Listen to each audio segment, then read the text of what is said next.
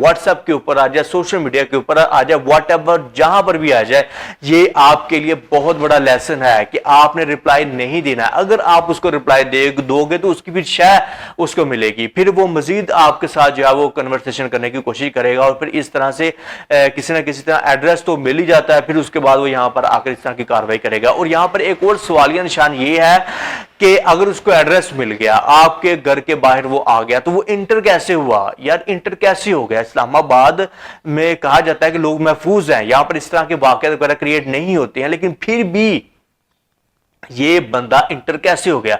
अब यहां पर यह बताया जा रहा है कि जिस घर के अंदर ये सना यूसुफ एक मासूम कली, अल्लाह उसकी मग़फ़िरत करे, कि हम उसके लिए अब दुआ कर सकते हैं कि उसकी आने वाली अगली जो मंजिलें हैं वो आसान हो। और वैसे भी ये नाबालिग बच्ची थी और इसकी मंजिलें आसान ही होंगी।